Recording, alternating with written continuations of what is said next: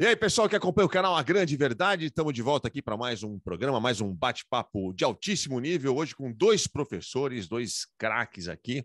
Primeiro, eu vou apresentar um colega que está sempre com a gente, o professor Rodrigo Prando, do Mackenzie. Está escrevendo um livro, né, Rodrigo? Você deu uma paradinha aí, você está interrompendo um texto seu, o que é? Não, é um livro sobre fake news e política, né? Então eu estou aqui atrasado há um mês e pouco, achando que tinha que entregar dia 22 de agosto, era para ter entregue dia 30 de julho, mas estou aqui escrevendo. Está um pouquinho atrasado. Eu estou na mesma situação, estou terminando, quer dizer, terminando é otimismo meu, mas o meu livro atual, que é Como as Democracias Nascem. Pô, excelente título, bacana. Hein? Excelente título, bacana. Bom, quem está falando... Tem até o final de setembro para terminar. Próximo livro, mais novo livro que vem aí do professor Augusto de Franco. Eu sou fã dele, já falei dele várias vezes. No nosso programa a gente já entrevistou ele várias vezes. Está aqui mais uma vez, atendeu gentilmente esse pedido para a gente conversar hoje, sexta-feira fria aqui em São Paulo. Mas uma semana muito interessante, muito curiosa, porque aconteceu muita coisa nessa semana, muita coisa relevante. Então, vou começar primeiro lembrando da segunda-feira. A semana começou com uma entrevista do presidente Jair Bolsonaro no canal Flow. É um canal bastante conhecido do público jovem, mas que se transformou numa referência assim, de programas de entrevista, porque tem muita gente que assiste aquele canal. É um canal que está com 4 milhões, pouco mais de 4 milhões de inscritos. Era o canal em que estava o Monark, que vocês devem lembrar, aquele intelectual que andou falando umas coisas que não devia e acabou saindo. Hoje está só o Igor lá. Enfim, um canal bombado. E canal bombado atrai entrevistados de peso. E aí, quem esteve lá foi o presidente da República, ninguém menos que o senhor Jair Bolsonaro. E parece que bateu o recorde de espectadores simultâneos, né? Quase 600 mil, se eu não me engano, 574 mil pessoas estiveram simultaneamente assistindo ao canal no momento em que a entrevista era transmitida. Queria ouvir dos colegas, dos amigos, professor Augusto de Franco, professor Rodrigo Prando. Vocês assistiram às 5 horas de Bolsonaro no Flow? Fala a verdade. Não. Ninguém teve essa paciência, essa disposição. Bom, eu assisti por obrigação, mas eu queria saber se vocês têm alguma opinião. Vocês devem ter visto algum corte, né? Algum highlight. Quem quer começar falando? Fala, Rodrigo. Não, vamos lá, então. Primeiro, um prazer, Aldrin, estar aqui contigo novamente e pela primeira vez com o professor Augusto de Franco, de quem sou leitor, leio as obras, conheço a trajetória, foi importantíssimo na Constituição aí, né, na emergência do terceiro setor, não porque surgiu, mas por todo o apoio dado no momento que ele esteve junto com a falecida Ruth Cardoso, no momento lá do Comunidade Solidária. Então é um prazer aqui estar com o Augusto e com você também, Aldrin. Bom, de fato, o Flow ele é um sucesso, né? E não poderia ser diferente, porque a gente vive numa sociedade, e até você me perguntou do livro, né? Eu estou escrevendo sobre fake news e política, e um dos capítulos eu falo que é um quadrilátero, que é um texto que eu escrevi há um tempo, né? E esse quadrilátero ele tem de um lado fake news, do outro lado ele tem pós-verdade, do outro lado ele tem teoria da conspiração e fecha o quadrado com negacionismo. Se nós vivêssemos em tempos normais, né, esse tipo de conduta de quem fala, seja no campo da mídia, na ciência, na medicina, tivesse dentro desse quadrilátero, essa pessoa seria excluída do debate, seria criticada de maneira muito veemente, mas não acontece, né? Perceba que o jornalista hoje tem menos prestígio que um blogueiro, um rapaz que não sabe sequer diferenciar esquerda e direita, não sabe sequer entender os fundamentos básicos daquilo que vai falar na profissão, que não tem, porque não tem um mínimo conhecimento de jornalismo, mas bomba, está muito certo. Ou seja, o presidente Bolsonaro ficou durante horas, inclusive perguntando quanto é que nós temos aí assistindo, 600 mil? Então eu vou continuar. Fazendo aquilo que é o roteiro já bem conhecido de 2018 e de antes. Fez piadinha, usou de fake news, atacou mantém aquilo que eu chamo sempre de presidencialismo de confrontação, porque com isso ele mantém a sua militância absolutamente coesa e unida. E você tendo alguém que entrevista, que não faça o contraditório, que não te encoste na parede, que não te pergunte, é muito fácil. Só que aí eu estava pensando o seguinte, Bolsonaro parece que aceitou ir à bancada do Jornal Nacional. E ele provavelmente será inquirido, será questionado de forma muito veemente pelo William Bonner. E sabe o que vai acontecer, Aldrin, professor Augusto, na minha perspectiva? Nada. Ele vai sambar na bancada do Jornal Nacional, como fez em 2018, fazendo piadinha. Quando a Globo falar sobre ditadura, ele vai falar que a Globo apoiou a ditadura e vai sair dando risada e os bolsonaristas vão produzir os cortes, os enxertos com meme, com lacração para as redes sociais. Nós estamos, como dizíamos lá no interior, que eu sou caipira do interior, nós estamos num mato sem cachorro. Professor Augusto de Franco, a visão aí do professor Rodrigo Prando, eu fiquei meio triste de ouvir o que ele acabou de falar. O senhor acha também que o Bolsonaro sabe usar melhor as mídias do que a imprensa sabe entrevistá-lo? Não é questão nem de usar melhor, Aldrin. É o seguinte, é que, para ele, o conteúdo não importa. Esse aqui é o problema. Então, por isso que você assistiu o Bolsonaro lá às 5 horas? Eu não. Não tem nada a ser desvendado mais no que o Bolsonaro fala. Nós não precisamos descobrir nada. Ele está seguindo aquele velho lema do Steve Bannon, flood the zone with shit. Inunde a área, inunde a zona com merda. É isso. No fundo, é isso. Então, o que interessa é causar esse tipo de polêmica, porque ele vive disso. Então, ele pode falar uma coisa um dia e, no dia seguinte, ele falar o oposto daquilo. Aliás, frequentemente, a gente assiste esse tipo de coisa. Então, não há não há um enfrentamento político do Bolsonaro considerando argumentos e razões. É inútil argumentar com essa vertente do populismo autoritário, porque ela não quer argumentar, ela só quer causar um tipo de impacto. E, no outro dia, ela causa outro impacto. Então, quando a imprensa corre atrás para desmentir, para mostrar que aquilo é fake, não é? É o fake news, que deve ser traduzido por notícia fraudulenta e não por notícia falsa, não é? Mas quando ele vai mostrar que a notícia é fraudulenta, já tem outra no lugar. Então, é correr atrás e não chegar nunca, entendeu? Porque ele não está situado no reino público do debate, na esfera discursiva, naquilo que era considerado por todos nós fundamental para a formação da opinião pública. Então, para o bolsonarismo não existe opinião pública. São miríades de opiniões privadas, são esferas opacas que são imunes à interação horizontal e estilhaçou o espaço público. Então, é nessas circunstâncias em que a gente está com o Bolsonaro, mas não só aqui no Brasil está acontecendo, é preciso levar isso em conta. Nos Estados Unidos, o trumpismo se comporta da mesma maneira. Na Itália, o Cinque Stelle e depois o Gianroberto Casaleggio e depois o Salvini, e agora tem uma romana lá que se comportam da mesma maneira. A Le Pen e o Zemmour na França se comportam da mesma maneira. Então, isso é a onda do populismo autoritário que cresce neste momento em que nós vivemos uma recessão democrática no mundo e há uma grande onda de autocratização avançando.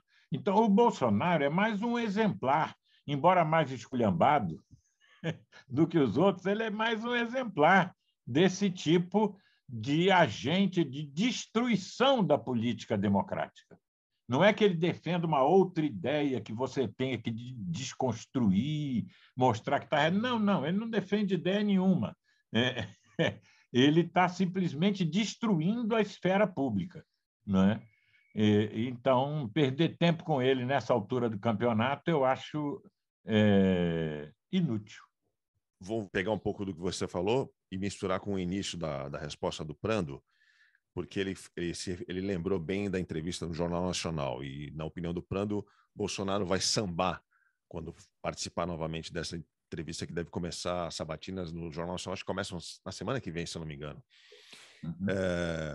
Na opinião de profissionais de comunicação, jornalistas, aquela entrevista de 2018 do Jornal Nacional, o William Bonner, a pauta, a redação, a direção da entrevista foi muito criticada.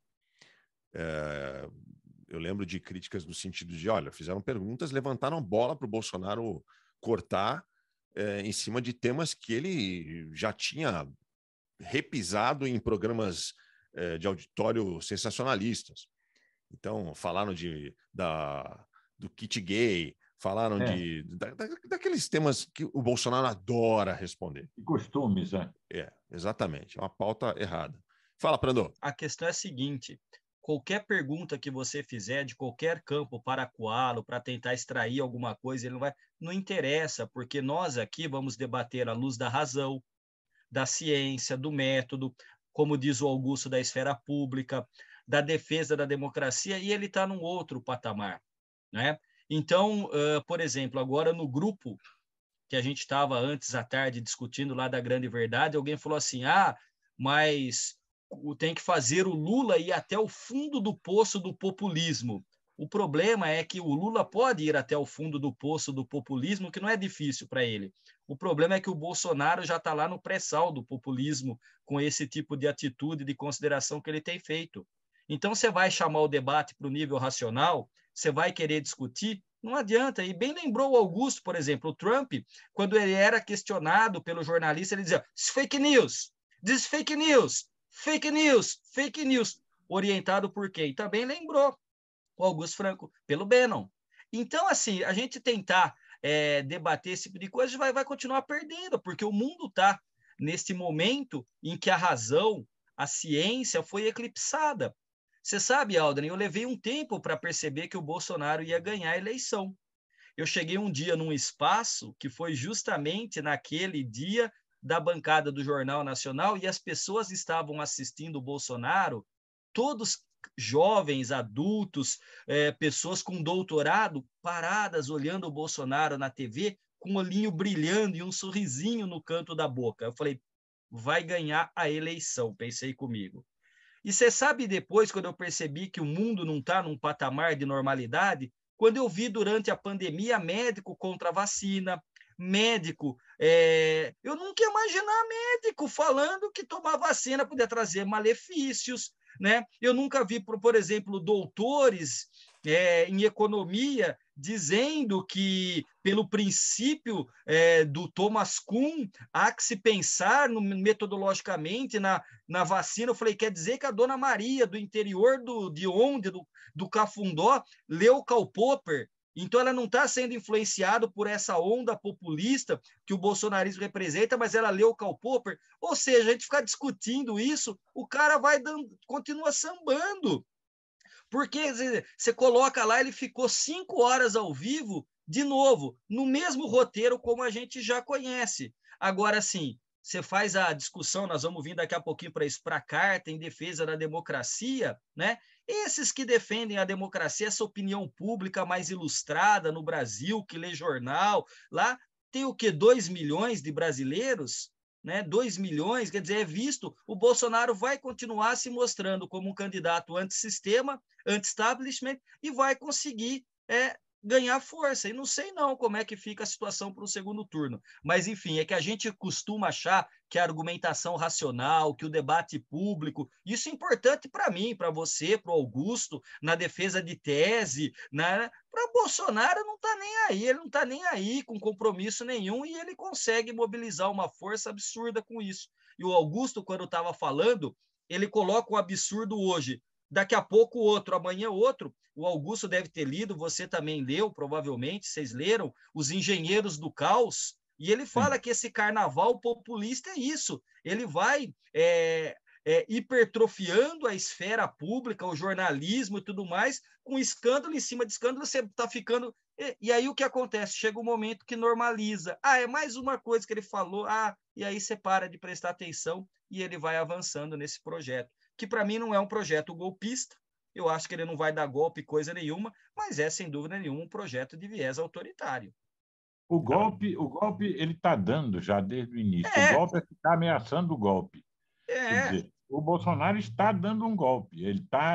Ele mantém o país em estado de golpe. Não quer dizer que ele vai conseguir colocar tanque nas ruas, empastelar a imprensa, prender os juízes do Supremo Tribunal, fechar o parlamento. Nada disso vai acontecer. Perfeito, concordo. Nada disso vai acontecer. Mas o golpe está acontecendo. Agora, o que é o golpe dele? É erodir a democracia, ameaçando sempre que vai dar um golpe. Isso é uma corrosão, sistêmica nos alicerces disso que a gente tão bem conhece, que é a democracia representativa. Quer dizer, veja, saiu, Aldrin, Augusto, matéria mostrando que alguns militares no governo estão ganhando R$1 milhão por mês, em torno disso. Você acha que esses caras querem ir para a rua com um tanque dar golpe? Não quer. Não é, Aldo? Então, assim, mas este medo do golpe, né, essa situação, o meu telefone no 7 de setembro do ano passado não parou de tocar 1 minuto de colega seu jornalista com medo de que tivesse golpe. Eu falei, não vai ter golpe. As condições objetivas de um golpe não estão postas, embora subjetivamente haja vontade. Você tem apoio de banqueiros, você tem apoio do empresariado, você tem intelectuais orgânicos do bolsonarismo, não tem também. Agora, está certo, Augusto, a corrosão já ocorre, como de fato já ocorreu nos Estados Unidos de Trump ou em outros países. Então não há o que fazer, né, Augusto? Se vocês estão dizendo que qualquer que seja a tentativa, vou falar de novo da imprensa, dos meios de comunicação, de desmontar o Bolsonaro, o mito, seja numa entrevista no Flow, o Igor foi muito criticado o Igor, coitado, nem jornalista ele né? Não dá para cobrar dele uma postura mais dá sim, dá para cobrar sim. Ele deveria ter mais responsabilidade, né? Com ele sabe o que ele está fazendo lá, sim. Eu concordo com você. Mas enfim, vou dar uma colher de chá para ele. Fala, Franco. O que não é que não adianta fazer qualquer coisa. Adianta sim, nós temos que continuar defendendo a democracia. O que não adianta é tentar contestar o Bolsonaro a partir de argumentação racional, porque isso aí não cola, entendeu? Ele está bagunçando o coreto. Então, o que precisa ser feito é defender a democracia, afirmar esses valores que ele está pisoteando, não é? E ver quer dizer, agora nós estamos numa campanha eleitoral. Eu acho que já houve um erro. O Bolsonaro já cometeu uma penca de crimes de responsabilidade. Não houve a vontade política das oposições de começar um processo de impeachment. Não adianta falar que não tinha os votos no Congresso, porque eu digo, é uma campanha pelo impeachment, um movimento pelo impeachment quando era a hora, não é? Mas não houve. Por quê? Porque o PT imaginava que não, é melhor deixar o Bolsonaro aí, porque a gente tira ele fácil. Deixa a democracia sangrar até outubro de 2022, que aí vai ser um passeio no parque tirar o Bolsonaro. Isso foi um erro e não vai ser um passeio essa eleição. Olha o que eu estou dizendo.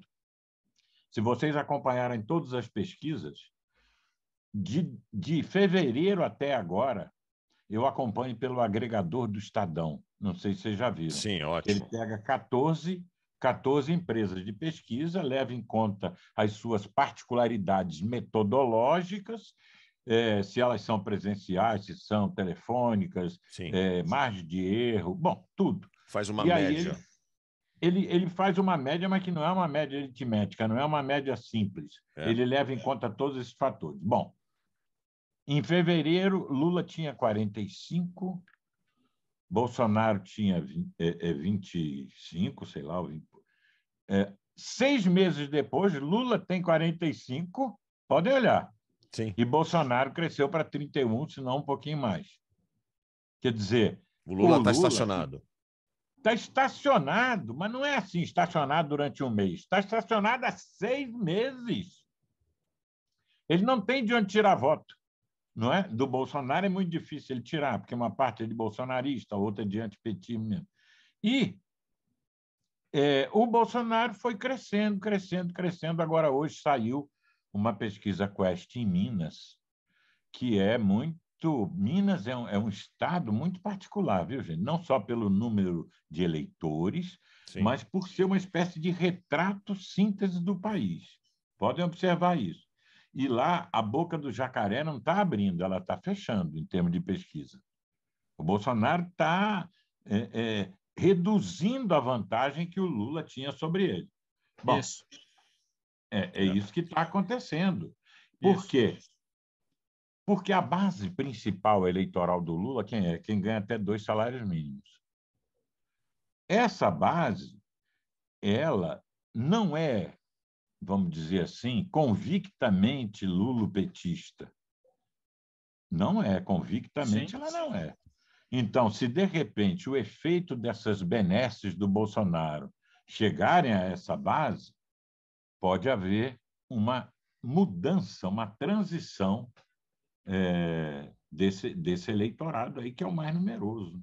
Augusto, eu acho que essa transição já começou, tá? O presidente Bolsonaro tem o Centrão e ele tem aí, provavelmente, Augusto e Aldrin, a campanha política mais cara da história da humanidade. Essa modificação na lei que permitiu essa injeção de recursos públicos está na casa de 451 bilhões de reais. 451 bilhões de reais. Agora a pergunta é: a oposição foi contrária? Não foi. Aprovaram. Quer dizer, pisotearam na lei eleitoral, naquilo que... Por que você não quer que tenha gastos ou aprovação desse tipo de recurso a 3 meses antes da eleição? Para evitar as distorções que podem acontecer com aquele que é detentor do cargo e para aquele que está concorrendo. Então, o que o Augusto está falando das Minas Gerais já é dito há muito tempo mesmo. Quer dizer, ganhou nas Minas Gerais, leva a eleição, não é? E me parece que o Bolsonaro não é apenas uma alegria dos bolsonaristas nessa semana, mas parece que ele se encaminha muito bem, né, para este segundo turno. Eu duvido numa vitória de quem quer que seja no primeiro turno, haja visto que o antibolsonarismo e o antipetismo são vigorosos. Agora, tem uma coisa que depois eu também quero discutir aqui com vocês. Há também a chance, imagino eu até falei isso na semana retrasada ou passada, e depois foi capa da Veja também, do pessoal que vota no Ciro Gomes com medo desse constante tensionamento do Bolsonaro em relação às instituições e ataques no limite à própria democracia, migrarem em massa no primeiro turno para o Lula, a fim de tentar salvaguardar a democracia. Isso talvez possa fazer alguma diferença. Mas eu acho que a disputa vai ser acirradíssima e quem está de salto alto, achando que as coisas não tão simples. De fato, o agregador mostra, segundo o Augusto, e é isso mesmo, ele estacionou, ele parece que chegou no teto e o Bolsonaro vai nas fímbrias tirando o voto de onde ele tinha muita rejeição. Aqueles que ganham até 2 salários, aqueles que moram na região Nordeste e até entre as mulheres, que sempre foi um segmento majoritariamente que rejeitou o Bolsonaro. E não adianta atribuir a presença da Michelle Bolsonaro, mas não é isso não, é que essas mulheres elas ganham, elas que recebem esse auxílio e administram nas famílias mais pobres. Eu até me lembro, Augusto, você me corrija se eu estiver errado, mas muitas iniciativas lá da comunidade solidária visavam as mulheres, porque você deixava o recurso com o marido ia embora de casa levando o dinheiro, deixava a mulher e a criança, lá as crianças sem dinheiro. Os números que se referiram aí os professores Prando e Franco, em Minas Gerais, a diferença do Lula para o Bolsonaro caiu bastante. O Bolsonaro ele subiu de 22 pontos, isso na pesquisa espontânea, né? Ele subiu de 22 pontos para 26. O Lula ele desceu de 36 para 31. Então, aquilo que o professor Franco estava falando, a boca do jacaré está fechando e as curvas dos gráficos indicam que vai haver um cruzamento aí dessas linhas. Em São Paulo também saiu a pesquisa Quaest, e aí o susto foi maior, porque já há um empate dentro da margem de erro entre Lula e Bolsonaro. Lula está com 37 pontos e Bolsonaro com 35. E aí os bolsonaristas comemoraram, né? Estão todos eufóricos aí nas redes sociais, estão falando um monte de coisa. Eu queria saber de vocês, essas pesquisas são uma fração, elas são pesquisas específicas de determinados estados. Tudo bem, são estados importantes, mas dá para dizer que quando sair o resultado da pesquisa nacional, a gente pode tomar um susto e ver aí uma virada? Por enquanto, agora, a virada agora, na rodada de agosto, não. Mas em setembro, quando os beneficiários do Auxílio Brasil receberem a segunda parcela, porque o negócio de receber a segunda parcela, psicologicamente, é muito forte, viu, gente? Porque o cara recebe a primeira e diz, não, isso é coisa de política. Quando ele recebe a segunda, ele diz, puxa, então isso vai mesmo continuar. A rodada de setembro, e agora alguns institutos estão, inclusive, aumentando a frequência das pesquisas, não é? Porque setembro vai ser o final, não é? Depois de setembro não tem mais pesquisa, não é? Vai ser até o dia 28 de setembro, não sei. Mas, então, é possível que a gente veja uma modificação do quadro em setembro. Eu não acredito que vai ter uma modificação tão grande em agosto, ainda que possa acontecer. Né? Já está acontecendo em alguns lugares. Né? Mas os votos que o Lula está perdendo na faixa que ganha até 2 salários, o Bolsonaro está conseguindo, o Lula, equilibrar isso um pouco, porque está aumentando a votação dele entre quem ganha de 2 a 5 e mais de 5 salários mínimos, está aumentando em alguns setores, não é? Mas está aumentando por quê? Porque as pessoas não têm alternativa. Elas estão dizendo que tem que votar no Lula mesmo, porque senão vai dar Bolsonaro, não é? Então, toda essa equação aí depende do crescimento de outras candidaturas. Se acontecer, aí muda completamente o quadro. Se as candidaturas do Ciro e da Simone Tebet alcançarem 2 dígitos, ou alguma delas alcançar 2 dígitos, com viés de alta, muda a percepção do eleitorado que está votando no menos pior. Eu concordo com isso, mas eu não acho que Ciro e Simone vão subir. O Ciro não chega a 2 dígitos faz muito tempo, e para mim o risco maior é do Ciro, na véspera do primeiro turno, perder esse eleitor que pode migrar ideologicamente para o Lula. E nesse caso eu acho que também os eleitores da Simone talvez votem nela ou também migre, que é uma possibilidade, mas eu não vejo. Dada a musculatura política eleitoral dos dois, a terceira via fica espremida. E aí o Augusto, que é um estudioso disso, né, para enfrentar uma liderança messiânica, salvacionista, populista, é outra, que tem esse mesmo caráter, como diria o velho Weber, carismático, né? E os dois têm, né? E é interessante, né, que o carisma do Bolsonaro ele encanta os bolsonaristas. O carisma do Lula encanta os lulopetistas. E aí as suas tribos não se encontram, né?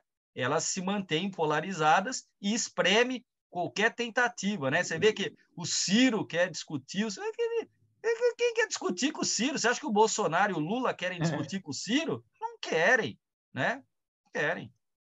Mas aí é o seguinte, desses 45% do Lula, voto organicamente petista são mais ou menos 30%. Isso. Esses 15%, além dos 30%, eles são voto de pessoas que não querem a volta que não querem a reeleição do Bolsonaro de jeito nenhum. Isso. E dos 30% do Bolsonaro, 10% é de antipetismo, porque o antipetismo ainda é forte. É o pessoal que não quer que o PT volte, de jeito nenhum. Então, façam as contas. É claro que isso tudo é uma especulação, não é? Não é certo nada disso, nós sabemos. Mas, quer dizer, o certo do Lula é 30% e o certo do Bolsonaro, em termos orgânicos, é 20%. 20 com 30 dá 50%. Quer dizer, há um espaço, embora seja muito difícil crescer candidaturas alternativas, mas há um espaço. Não se sabe se ele vai acontecer, porque quanto mais acirra a disputa entre dois populismos, mais o trânsito dos democratas fica congestionado, eles não conseguem se mover, não é? Quando eu falo democrata, eu estou falando de um democrata não populista. Sim. Né? Porque Lula é democrata, só que é um democrata eleitoral populista. E Bolsonaro não é um democrata. Bolsonaro, tranquilamente, ele é um autocrata, embora o regime no Brasil seja uma democracia eleitoral. Como é que um candidato pode enfrentar um populista numa campanha, Augusto? Você tem um. Qual é o discurso? Qual é o artifício que ele deve usar? Isso, você lembrou muito bem. Eu venho estudando isso há muito tempo, estudando populismo, não é? Sobretudo, não o populismo antigo, o peronismo, o getulismo, não. O populismo da irresponsabilidade fiscal, do assistencialismo, do clientelismo. Esse populismo antigo é um fenômeno. Nós estamos falando de um outro fenômeno. É o populismo do século XXI.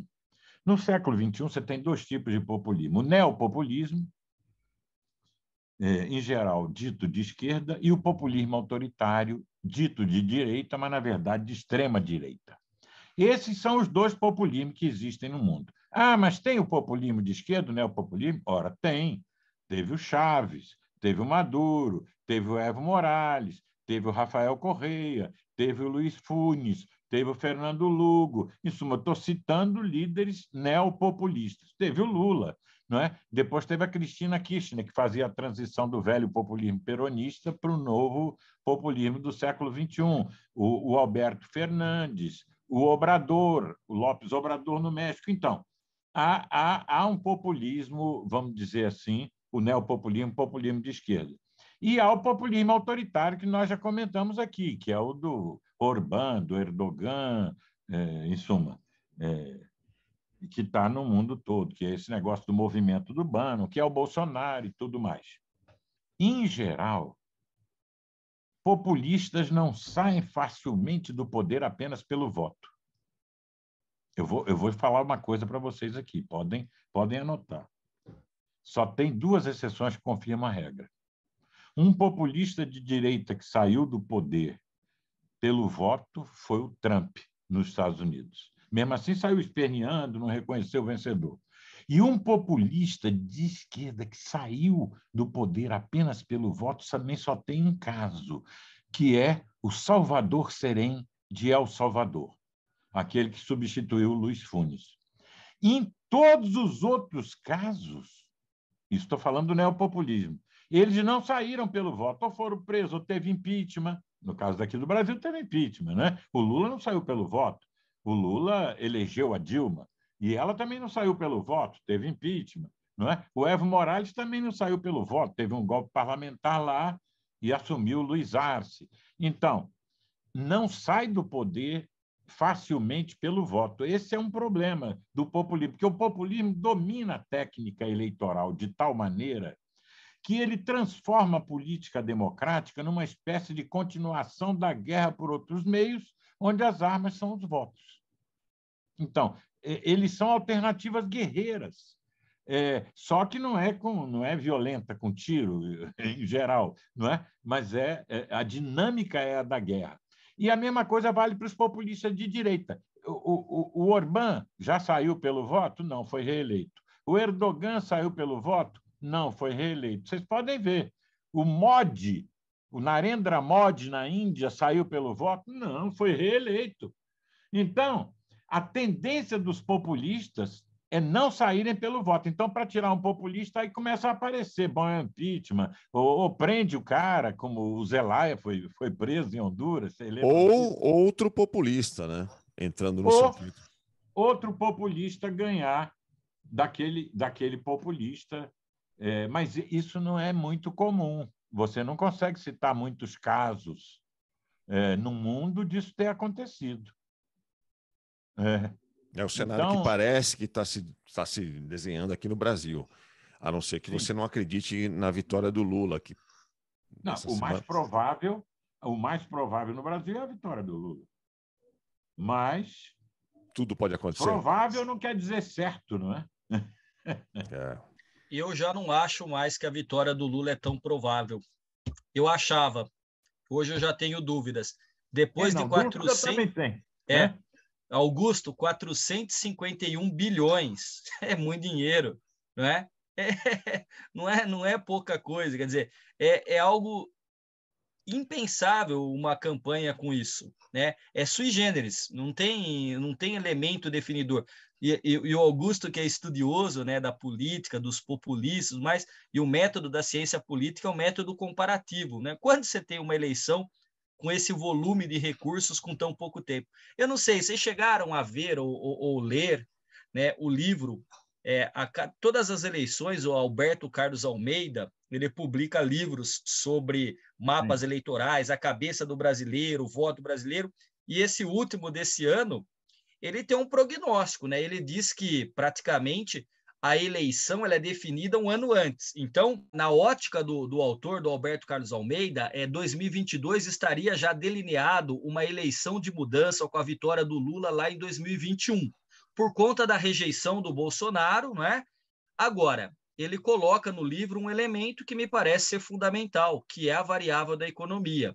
E me parece que essa variável da economia, pelo menos esse esforço tremendo para baratear o combustível no posto de gasolina, o auxílio que está chegando, psicologicamente matou a charada, e o Augusto, quando falou que a segunda parcela dá um conforto psicológico e vai fazer o humor da opinião pública, consequentemente, do eleitor mudar. E eu acho que a gente se encaminha para uma situação em que aquele cenário pós-pandemia, guerra da Ucrânia, inflação, aumento do combustível, do gás de cozinha, dos alimentos, vão dar uma pausada por conta dessa injeção de 451 bilhões, o que torna a estratégia do presidente Lula, do ex-presidente Lula, dificílima nessa campanha, Alder. Então, assim, para quem não leu, sugiro a leitura. Não sei se vocês já chegaram a ver alguma coisa, mas, de qualquer maneira, a situação é uma situação que não vai ser um passeio como imagina o PT, não, viu? Quando alguém falou, mas o Lula pode ganhar no primeiro turno, só para lembrar que no primeiro turno o PT foi derrotado pelo FHC em 94 e 98. Quando foi para o segundo turno, perdeu para o Collor e depois ganhou 2 vezes com Lula e 2 vezes com Dilma. E em 2018, com Haddad no segundo turno e o Lula preso, né? Então a situação não é tão simples, não.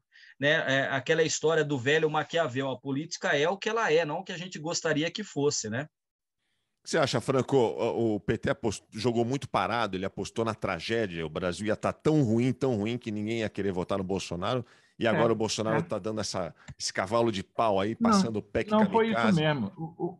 O Bolsonaro nunca foi problema para o Lula. Ele achava que era a solução.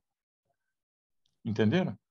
Bolsonaro não era problema para o Lula, era a solução. É o candidato dos sonhos para o Lula. Só faz besteira. Foi responsável por muitas mortes na pandemia, aumentou a degradação do ambiental do Brasil. Em suma, fez tudo que não é razoável esperar que um presidente faça. O Lula falou, vou nadar de braçada, não é? Então, quando iam mexer no Bolsonaro, ele falava, não, não mexe, não. Tem entrevista do Lula, que eu tenho guardada, em que ele diz, não, nós não podemos pedir impeachment do Bolsonaro só porque nós não gostamos dele. Ele usou essa expressão. Por quê? E o Lula sonhava toda noite para o Bolsonaro não cair abaixo de 20 e poucos por cento, porque se cair abaixo pode subir outro. E aí ele perde o antagonista dos sonhos. Isso.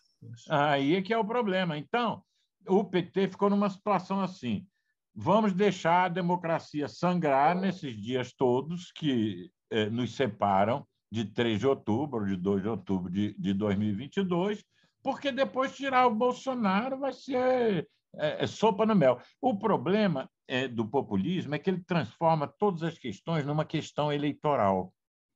O problema de Bolsonaro não era eleitoral, era constitucional. O Bolsonaro não poderia permanecer governando depois de tudo que ele fez. Já contaram mais de 40 crimes de responsabilidade presumíveis que ele teria cometido, fora crimes comuns que ele também cometeu, então. Mas não vamos mexer no homem, porque nós vamos tirar ele numa boa nas urnas. Só para ilustrar uma coisa disso que o Augusto está falando, não é?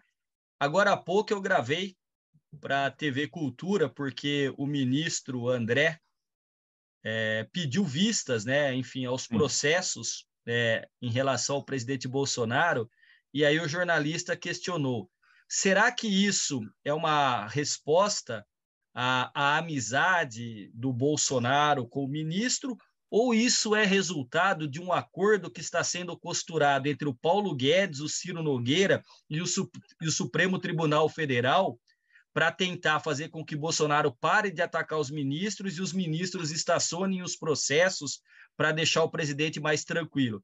Vem cá, isso é normal? Fazer a suposição disso se encontra num campo da normalidade? Um ministro do Supremo receber 2 operadores da política, o ministro e os ministros, para costurar um acordo de que Bolsonaro não tem os processos que podem trazer complicações para ele? Que complicação maior poderia ter do que uma CPI da pandemia, com 4, 5 mil morrendo por dia, e ele passou sambou no Jornal Nacional e sambou na pandemia, né? Dando risada, passeando de jet ski, né? O Lula é recebido no exterior com honras de chefe de Estado, os intelectuais apoiam a democracia contra o autoritarismo. É lindo, nós gostamos, mas quem vota não são só esses, né? Quem vota são as pessoas reais e concretas. Eu acho que aí, outra expressão lá do interior de São Paulo é que a porca torce o rabo. Eu acho que aí nós temos que analisar o seguinte, o Rodrigo e Aldrin.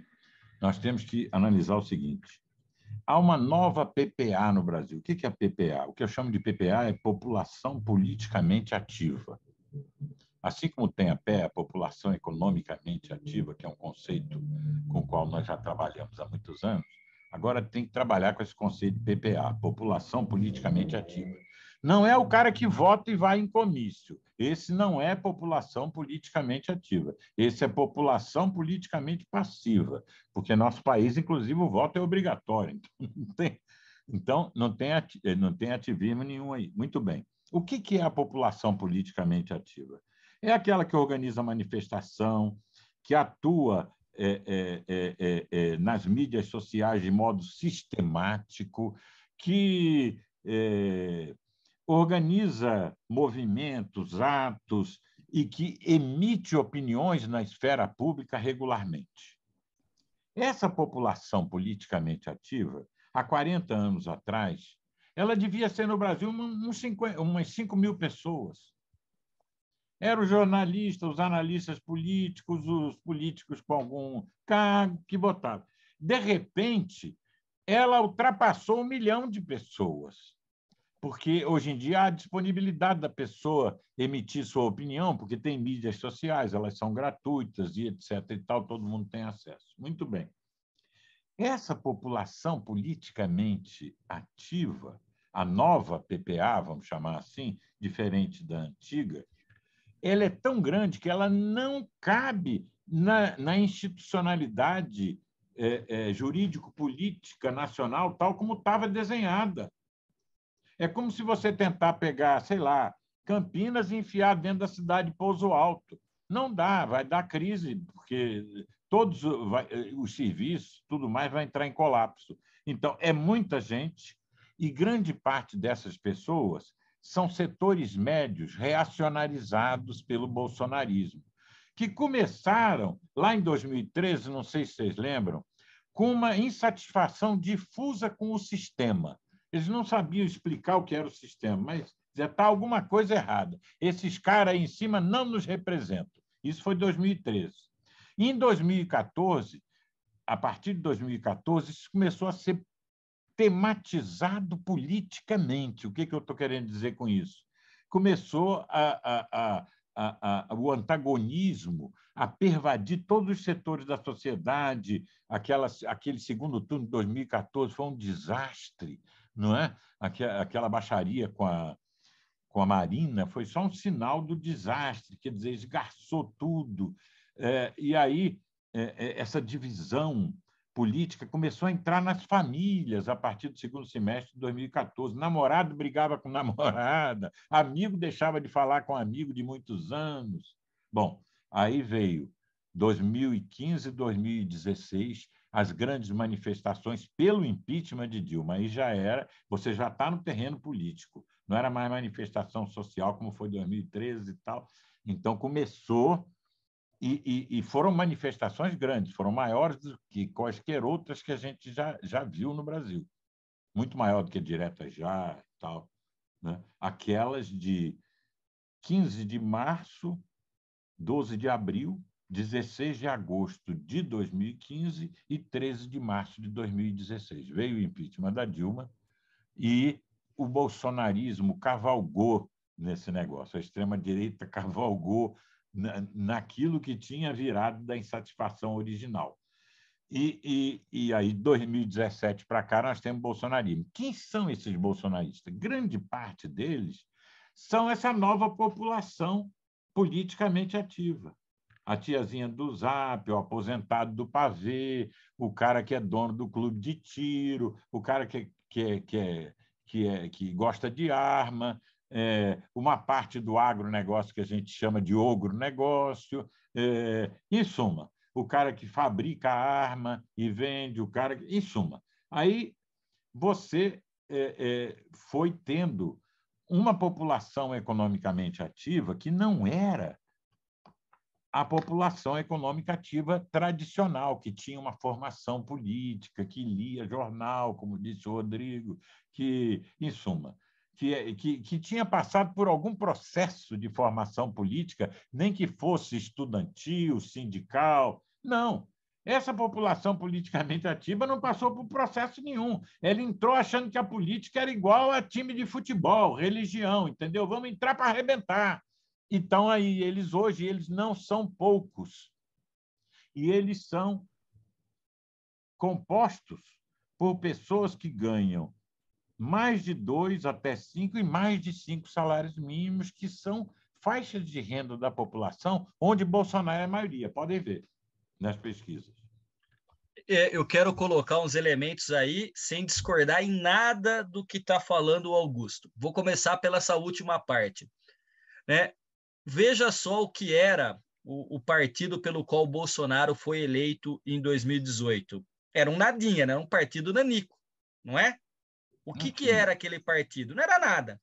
Bolsonaro foi eleito e vários deputados foram eleitos. Olha a trajetória daquele deputado. Passou pelo Grêmio Estudantil, centro acadêmico? Não. Participou de reunião de condomínio para decidir o orçamento? Participou de ONG, do terceiro setor? Nada. Ou seja, a política foi a extensão da briga nas redes sociais e de falar. Daí, inclusive, a deformação no DNA, naquela ideia de que eu tenho liberdade para falar e fazer o que eu quiser. Ou seja, a liberdade a todo custo, sem a contrapartida da responsabilidade.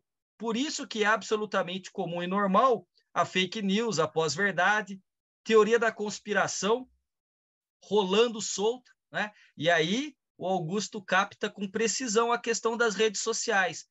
Esses bolsonaristas, e a eles se agregaram o antipetismo, mas esses bolsonaristas já existiam. Eles estavam aqui. Aliás, os estudos mostram que desde a época do Orkut, quando o Olavo, falecido Olavo de Carvalho, começou a ganhar dimensão, as salas de debate do Orkut começaram a congregar essas pessoas que não podiam falar na universidade porque não tinha espaço, o professor não deixava, mandava calar a boca, tirava da sala de aula. Então, eles não iam para o espaço público porque sabia que ser de direita era ser associado ao regime militar, à ditadura. Eles foram ganhando corpo e força nas redes sociais. Tem 2013, que é aquele momento que me parece ali um momento importantíssimo do ódio difuso, como diz o Augusto, ao sistema. E aí você tem a contribuição fundamental do lulopetismo, que é a separação entre nós e eles. Passaram anos atacando o PSDB, chamando o PSDB de fascista, dizendo que existia um PSDB dos ricos, e construíram a falácia, a narrativa da herança maldita, a ponto do próprio candidato não defender o Fernando Henrique, nem Serra e nem Alckmin defender o Fernando Henrique. Então, aquela história, o Bolsonaro não criou a onda, mas sabe surfar como poucos. É um exímio surfista deste elemento populista, autoritário, desta pós-verdade que encanta esse grupo sem nenhum problema, né? E aí o resultado é esse. Sabe o que aconteceu? Até 2018, o Nordeste sozinho, o Nordeste em conjunto votava no Lula, levava o Lula ou o candidato do PT para o segundo turno. E o estado de São Paulo sozinho, só o estado, não a região sudeste, o estado de São Paulo colocava o candidato do PSDB no segundo turno. Em 2018, São Paulo abandonou o Alckmin, que teve dos piores resultados, e foi com o Bolsonaro. Ou seja, este eleitor bolsonarista sempre existiu, ele não se sentia representado. O tio do pavê, a tia do zap, o médico que é contra... Não é porque não é o médico que é vacinado, mas é anti-vacina. Tudo isso sempre existiu, ganhou corpo e forma, né? Enfim, são várias... Dá para ficar a gente aqui conversando durante horas, não vamos resolver muita coisa, eu sei, mas a gente pode conversar e pontuar essas questões, né? Entender a cabeça do eleitor. O eleitor paulista não votou, não quis o Alckmin para a presidência, mas votaria nele para governador. Ele estava liderando as pesquisas aqui. É difícil entender essa cabeça do Explica o que a gente sempre... Desculpa, Aldrin. Explica o que a gente sempre discute quando você pega um governador como o ex-governador de São Paulo, João Dória, que por empenho político dele colocou a vacina no braço da enfermeira Mônica Calazans, e a partir daí o governo Bolsonaro, que é reativo, não é um governo que age por conta própria, ele reage e às vezes tardiamente. Ele reagiu, foi atrás da vacina e começou a vacinar. O Dória deixa o estado de São Paulo com um crescimento 5 vezes maior do que o Brasil, e ele tem que abandonar a disputa porque nem dentro do partido ele teve apoio. E aí, quer dizer, onde está a razão do voto? Não tem. A gente tem hoje, de novo, uma eleição assentada em rejeição, ódio e medo. É que o Dória não tinha tribo. É isso. Foi você que tribalizou. Eu li de você isso, né? E quando você falou da tribo, para mim, imediatamente veio uma obra do Emile Durkheim, As Formas Elementares da Vida Religiosa, em que ele diz que a religião separa, a essência da religião é a separação do mundo em sagrado e profano. Então, quando você simplifica dizendo direita, esquerda, pobre, rico, branco e negro, nordeste, sudeste, é uma hipersimplificação, mas dá certo. Dá certo porque sociologicamente, na origem da teoria sociológica do conhecimento é isso. E essa questão do Dória, eu li no Augusto, a questão dele não ter tribo, ou seja, ele não é sagrado. O Bolsonaro é sagrado, o Lula é sagrado. Dória não foi, Ciro não é, Simone Tebet não é sagrada, ou seja, não tem tribo. O Augusto, passou por poucas e boas, por conta da esquerda que o atacou sistematicamente, está aí, Então, de vamos pé. aproveitar esse histórico do Augusto, do Augusto de Franco, porque a gente está falando muito do Bolsonaro, mas eu queria ouvir sobre o Lula. Nós quase não falamos dele aqui. E o Augusto conhece bem o Lula, né, pela sua história, pelo seu envolvimento com o Partido dos Trabalhadores do passado. E você conhece o PT estando dentro do PT e depois fora do PT, né? Eu sou um dos, quer dizer, fui um dos fundadores do PT, né? Eu fiquei no PT nos 10 primeiros anos, na primeira infância do partido. Então, eu convivi com o Lula 10 anos. Então, eu conheço bastante o Lula, né? Aliás, eu e o Verfora, eu acho que somos as únicas duas pessoas. O Verfora faleceu recentemente, mas somos as únicas duas pessoas da direção executiva nacional que saíram do PT.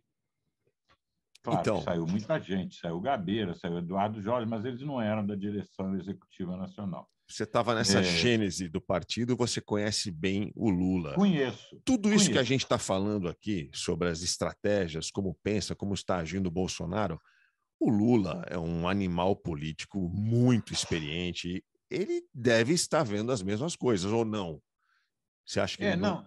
Tem várias coisas aí, né? Quer dizer, o PT, quando o PT surge, ele surge na ditadura militar. Tem que entender isso, né? Quer dizer, você... tanto o surgimento da CUT, de uma articulação nacional de movimentos populares sindicais que chamava ANAMPOS, depois a CUT, depois o... Foi onde eu conheci o Lula, antes de existir PT, né? E depois surge o PT, ele surge contra a ditadura militar, querendo ser um partido classista, etc. e tal, a partir da junção de três vertentes. A igreja de base, das comunidades eclesiais de base, o chamado sindicalismo autêntico de São Bernardo, porque o Lula vira uma liderança naquelas manifestações lá do estado de Vila Euclides, São Bernardo, e dos exilados da esquerda revolucionária que estavam voltando para o Brasil. A junção, a confluência dessas três vertentes formou o PT. Não é? Bom, eu tinha sido, anteriormente, participei do movimento estudantil e em suma, eu tinha... a minha origem, no início, era, claro, era a luta contra a ditadura, não é? Não existia nada na ocasião, anos 70, não é? Quando chegou o governo Médici, tive que sair de cena, como todo mundo sabe, o governo foi um governo assassino, não é? Eu perdi vários amigos, etc. e tal, muito bem.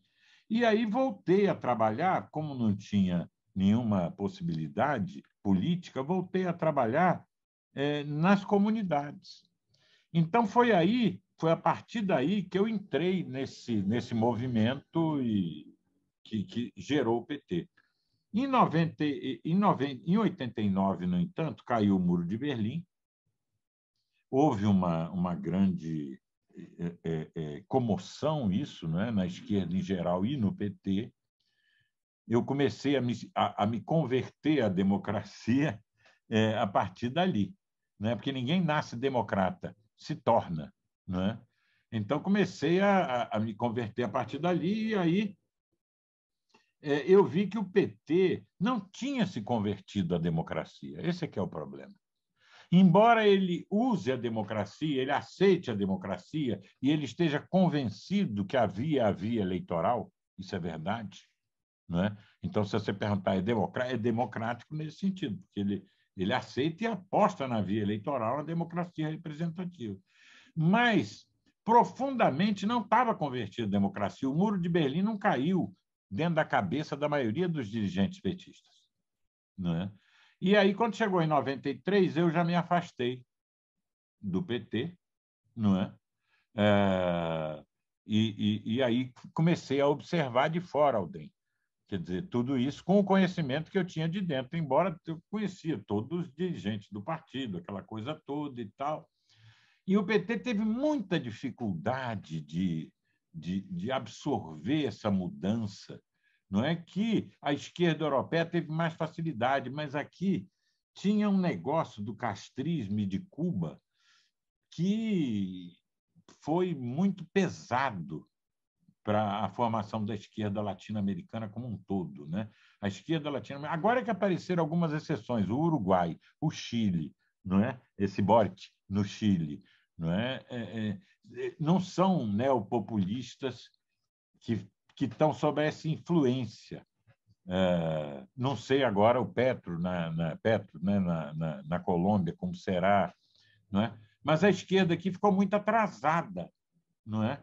E porque ela ficou presa no populismo. O que é populismo? Populismo é o seguinte: a sociedade está dividida numa única clivagem que separa a vasta maioria do povo das elites. Vocês lembram Lula falar? Essas elites que nos governam desde Cabral, que era sempre assim, o povo Só que povo não é um conceito sociológico para eles, é um conceito ideológico. Povo é quem segue o líder. Se você não segue o líder, você não é povo, não, você é das elites. Porque então, é muito curioso, né? O populismo tem essa ideia de true people. O povo verdadeiro é aquele que segue o líder populista, os outros não são povo verdadeiro. Então, isso amarrou a possibilidade de desenvolvimento conceitual, teórico e político da esquerda na América Latina de uma maneira geral e, em particular, no Brasil e, em particular, no PT. Não é? Quando eu saí do PT, eu também saí porque já não cabia mais eu estar naquela posição partidária, porque tinha começado a surgir a ação da cidadania contra a fome, a miséria e pela vida, vocês lembram disso? Foi conhecida como campanha do Betinho, campanha contra a fome, e eu fui ser o secretário executivo nacional dessa articulação que foi imensa no Brasil naquela época, né? E aí já não tinha mais lugar para ficar tendo militância partidária, nunca mais tive. Mas esse conhecimento da trajetória da esquerda e dos condicionamentos que a esquerda latino-americana sofreu é muito importante para entender como é que o PT reage hoje. Se você pegar as entrevistas do Lula, você vai ver que ele não tem uma noção clara do que é a democracia. Pode ver a entrevista que ele deu ao País,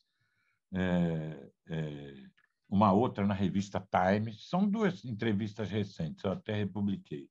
Ele tem uma visão muito curiosa, né? Ele perguntava assim: mas por que o Ortega não pode ficar vários mandatos no poder se a Angela Merkel ficou? Quer dizer, é de quem não entende do assunto realmente, entendeu? Para ele, democracia é a vontade da maioria. Porque para quase todo populista é majoritarista. Ora, a democracia não é o regime da maioria, é o regime das múltiplas minorias, não é? Então, eles têm essa dificuldade, não é, com a democracia. Mas falando especificamente da campanha, desculpa, democracia Franco. Liberal. Desculpa, Franco. Eu queria entender. Você acha que o Lula está enxergando essa movimentação do Bolsonaro como bom observador da política que ele deve ser? O que você acha que ele deve estar pensando? O Lula é um cara muito esperto, intuitivo, capta rapidamente as coisas assim no ar. Agora, todo sujeito que assume um papel de liderança com alta gravitatem, como é o caso do Lula, ele deforma o campo. Ele deforma o campo onde ele está. É muita gravidade, entendeu? É como se fosse um astro supermassivo. Ele deforma o campo. Então, isso deforma também a visão que ele tem da realidade, porque esperteza e inteligência para perceber, ele tem, não é? Agora, se ele está percebendo realmente, eu não posso dizer, né? Não sei. Eu, se fosse ele, não fazia nada disso que ele está fazendo.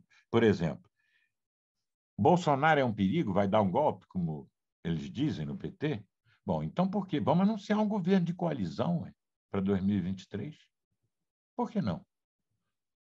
O PT quer uma frente ampla só para votar, para apoiar o Lula? Ora, se o perigo é tão grande assim, que pode até ter um golpe de Estado, então vamos fazer uma frente ampla, colocar todos os setores democráticos e anunciar. E para não ser um golpe eleitoral, vamos anunciar um governo de coalizão em 2023, ué.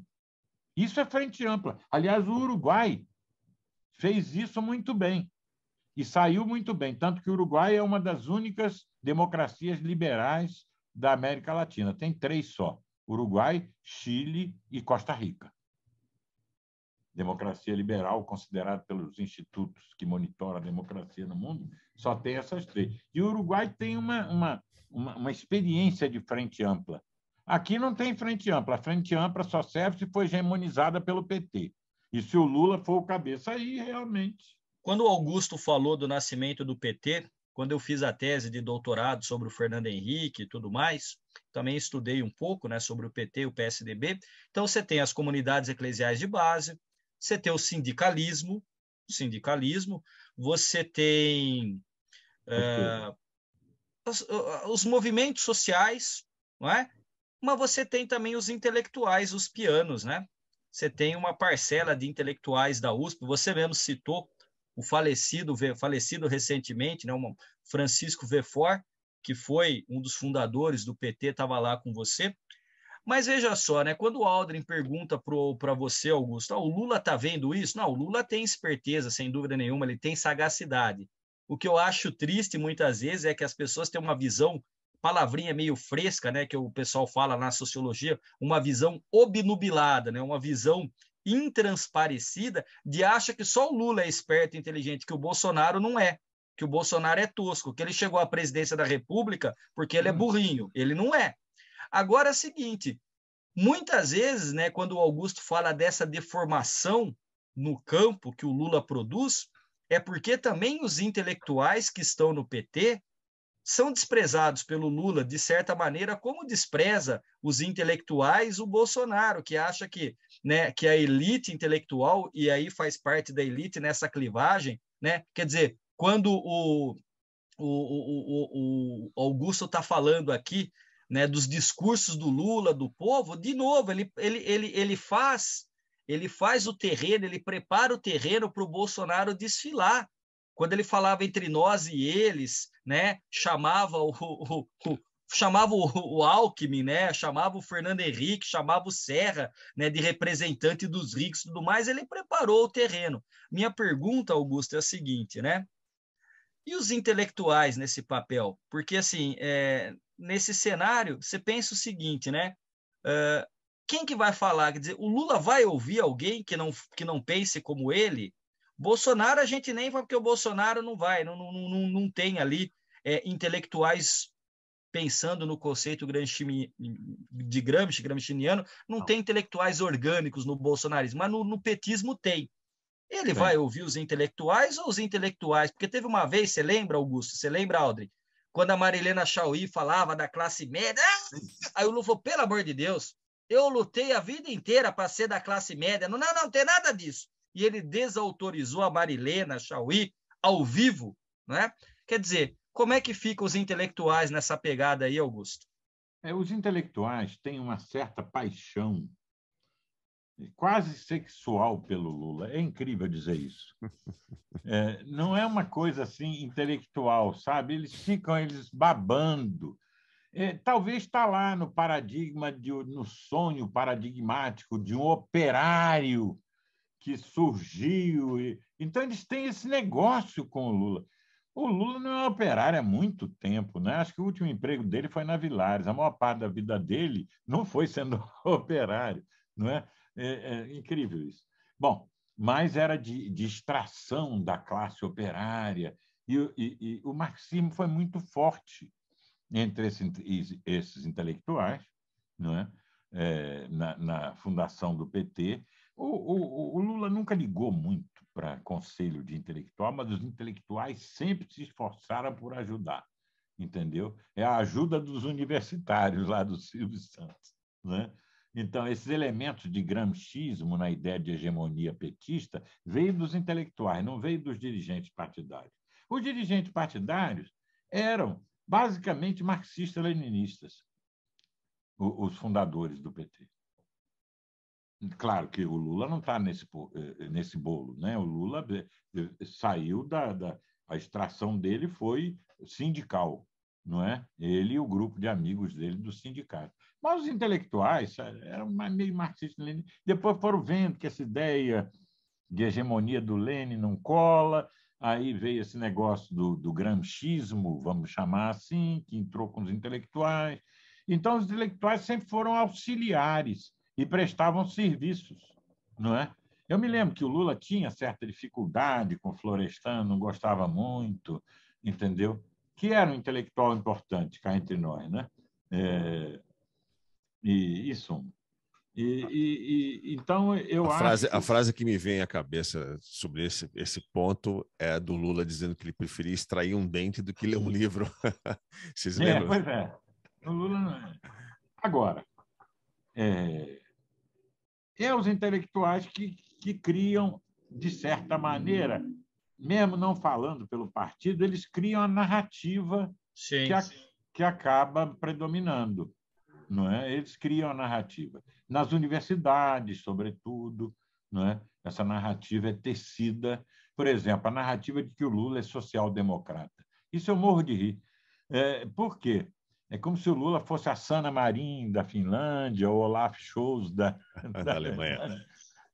Quando o PT surgiu, ele surgiu contra a social-democracia, gente. Não foi querendo ser social-democrata. Social-democrata dentro do PT era um xingamento. Então, eles inventam, não, porque Lula é um social-democrata.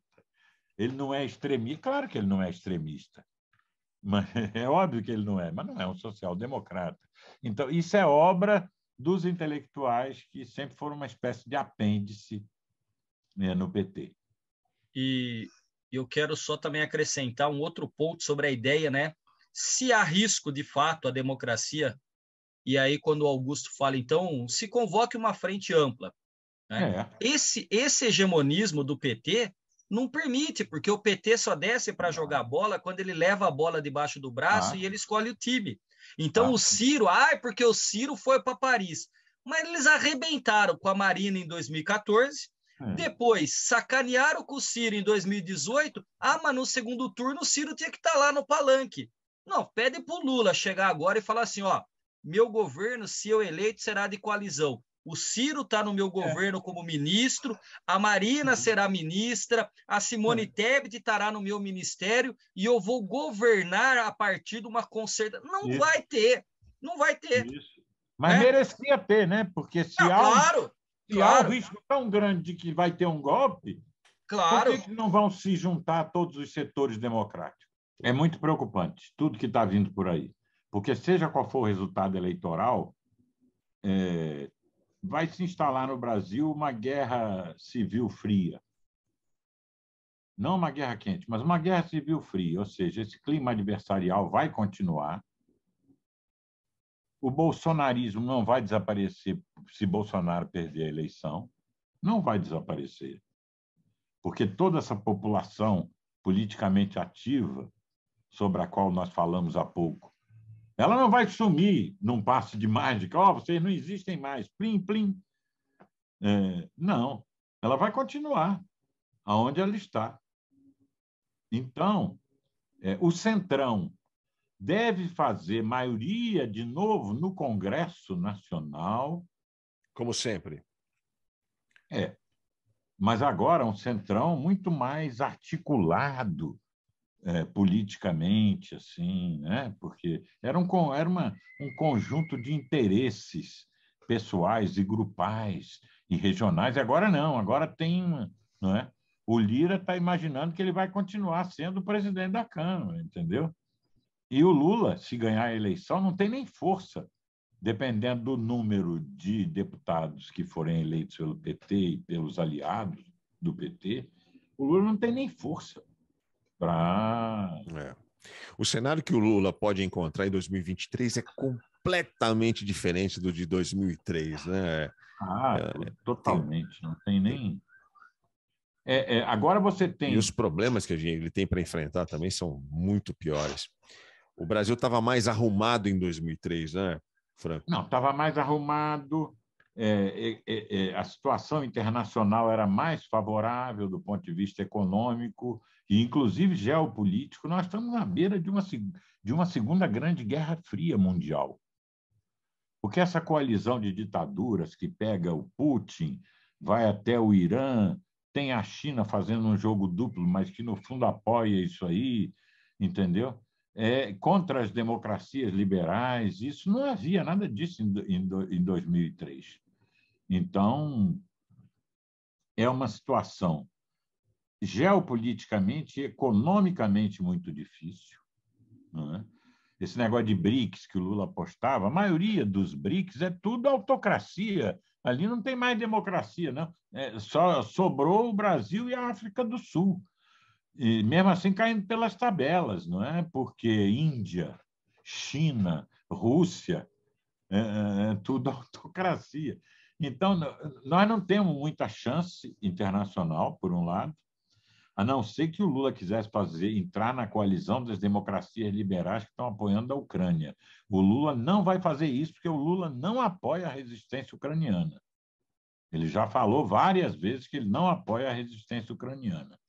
Então, tem esse ponto. Por outro lado, internamente, não havia uma extrema-direita organizada. O que eles chamavam de direita, na época que o PT assumiu o governo, era o PSDB. Não é? Não havia. Agora há. Só agora descobriram que o PSDB nunca foi de direita, né? Pois é, agora descobriram que não era. Que aquilo tudo era uma conversa fiada, porque o PT precisava de uma direita para combater. Sim. Tanto falou que precisava de uma direita, que uma direita apareceu realmente, e apareceu como extrema-direita, não é? Pois é. Que fagocitou a direita tradicional. Deixa eu só dar uma explicação. O professor Rodrigo Prando teve um problema com o fornecimento de energia elétrica. Ele está sem luz na casa dele, está sem energia elétrica. Ele pediu desculpas, ele não vai conseguir concluir aqui a nossa conversa. Eu vou só fazer uma última pergunta, pedir um último comentário do professor Augusto de Francos, não vou abusar mais do seu tempo, professor, sobre ontem, dia 11 de agosto de 2022, a leitura da Carta em Defesa da Democracia no Largo São Francisco, na Faculdade de Direito da USP.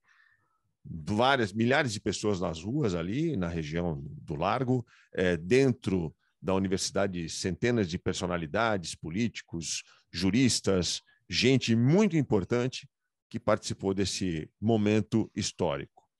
Claro que a repercussão teve gente minimizando, desprezando o ato em si, dizendo que aquilo era o próprio presidente Bolsonaro, que além de não assinar a carta, se referiu a ela como uma cartinha, desprezando o valor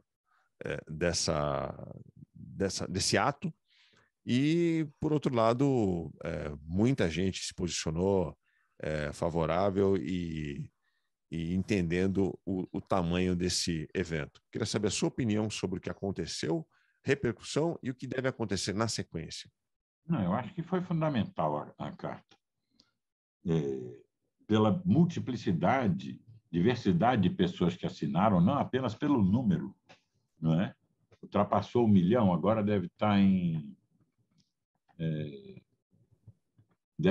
agora em 1.067.000 assinaturas, né?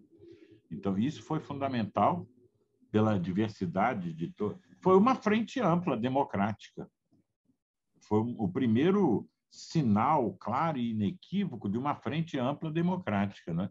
Em alguns lugares, a leitura da carta, o PT tentou hegemonizar, cantar Lula lá, mas o movimento não era isso, não é? Sim. Não era um movimento disfarçado para apoiar a campanha Lula, embora os militantes petistas queriam que fosse, mas não foi isso, né? Foi vários candidatos à presidência assinaram, não é? a carta. Todos, menos o Bolsonaro. Talvez todos, né? Menos o Bolsonaro. Então, o Bolsonaro, claro, ele teria que desdenhar mesmo, porque é a única coisa que restou a ele, não é? Eu acho que foi um ato simbólico importantíssimo de que os democratas podem se unir para defender a democracia. Basta isso para ela ter atingido o seu objetivo histórico, vamos chamar assim. Parece que ficou meio Agora, claro assim que não há a menor possibilidade, não há o menor clima para o suposto e famigerado golpe que o Bolsonaro vinha cantando, né? Golpe à moda antiga, com tanque nas ruas, isso não há menor clima. Agora, a corrosão ou a erosão democrática continua, enquanto Bolsonaro, e vai continuar mesmo que Bolsonaro não seja reeleito. Porque você, para erodir a democracia, você não precisa estar no governo. O trumpismo, lá nos Estados Unidos, continua erodindo a democracia. Nos Estados Unidos está acontecendo um negócio que antecipa o que pode acontecer aqui, que é a metade da, sei lá, praticamente da sociedade não reconhece a outra metade como legítimo. Um republicano não quer que a sua filha case com um democrata, não quer que a sua filha converse, que o seu filho converse, que frequente o mesmo lugar. Ou seja, é uma cisão profunda na sociedade. É quase que duas sociedades. Isso já está acontecendo aqui, né? Está acontecendo aqui. O termo não esquerda, nesse o termo grau. Não sei, viu, professor? A palavra esquerda ela tem aparecido muito nas conversas, nas redes sociais, como um sinônimo de tudo que é ruim, em oposição, claro, a quem está na situação hoje, quem está no poder hoje, né? Ser esquerdista é desejar o pior para o país, ter um pensamento alinhado com a esquerda, destruir a sociedade, a moral. Os valores, a família, valores. Deus. Isso pegou, hein? Pegou. Isso pegou aqui no Brasil. Pegou nessa nova grande população politicamente ativa, é isso que eu estou dizendo. Então, nós não vamos ter ambiente tranquilo em 2023 e além. Não vamos. Né? A não ser que aconteça um fato inesperado, a eleição de um democrata não populista ou de uma democrata não populista correndo por fora, com uma mensagem de paz, de conciliação nacional. Mas você vê que o Biden tentou isso no início nos Estados Unidos. Sim. Unidade, vamos conciliar, não adiantou, porque a fratura está tão profunda, está tão grande, tão extensa, que não adiantou. O que aconteceu foi que começou uma campanha, inclusive pela imprensa, de destruição do Biden. Né? Outro dia eu li um artigo no New York Times que era exatamente sobre essa campanha, que foi meio artificial. Diziam que o Biden era velho, que ele só cometia gafe, que ele fracassou na retirada do Afeganistão, e que ele foi visitar o ditador da Arábia Saudita, e que ele isso, e que ele aquilo. Isso foi meio que fabricado, entendeu? O Biden virou uma espécie de Michel Temer aqui no Brasil. Né? E a imprensa americana, não só Fox News e a imprensa republicana, mas a imprensa americana, e aqui no Brasil também, os comentaristas internacionais, se você assistir, toda vez que eles falam de Biden, não ressalta uma coisa positiva do Biden. É só para dizer que o Biden comete gafe, que ele está velho, que ele está gagá, que ele isso, que ele aquilo e tal. Então, e o Biden queria propor um negócio assim meio na base da união nacional e tal. Né? É claro que isso continua sendo necessário. Aqui no Brasil, mais do que necessário. A paz hoje ela é tão importante quanto a democracia. A paz é a democracia, de uma certa maneira, hoje no Brasil. Né? É preciso cicatrizar essas feridas, porque, senão, nós vamos prorrogar uma guerra civil fria pela frente pelos próximos anos, com desdobramentos imprevisíveis. Ninguém sabe o que vai acontecer. O que vai acontecer? Não é? Isso pode radicalizar, não é? Pode ser uma coisa muito pior lá na frente do que um golpe, uma quartelada, um golpe em moldes tradicionais. Muito bom. Professor, obrigado, viu, pelo seu tempo. A gente ficou bastante tempo, achei que não ia demorar tanto assim, mas eu agradeço, é um prazer. O prazer é uma honra para mim, viu? Uma pena que o professor Augusto, o Rodrigo de Prando, Rodrigo Prando e Augusto de Franco, vocês têm nomes parecidos, vocês são parecidos, vocês têm pensamentos parecidos, vocês têm que fazer uma dupla, hein? Pois é. Eles combinaram bem aqui. Legal que Legal. tive a honra de promover esse encontro aqui do professor Augusto de Franco com o professor Rodrigo Prando do Mackenzie. Você está com um livro aí para lançar? Tem um curso seu, você não quer falar do curso? Quem quiser aprender com você o que é democracia e tudo isso que você falou aqui, vai aonde? Não, nós já começamos uma turma em março, é a Escola de Agentes Democráticos, em que é um projeto apoiado pelo Instituto Jatobás e com a assessoria técnica de uma outra iniciativa chamada Casa da Democracia, e já completamos o primeiro ciclo, estamos começando o segundo ciclo agora, segundo semestre. Então, agora não é possível entrar nele, mas no ano que vem vai ter. Não é? É a Escola de Agentes Democráticos, está tudo num site que é agentedemocrático.org. Agentedemocrático.org. Basta Legal. isso. Vamos entrar. Aí você fica sabendo tudo. Vou colocar os links aqui nas nossas redes. Obrigado, viu, professor Augusto? Legal. E sigam o Augusto também no Twitter, o @Augusto de Franco, Twitter espetacular. Obrigado mais uma vez, um abraço, boa sorte para você. Grande abraço. Valeu, tchau, tchau.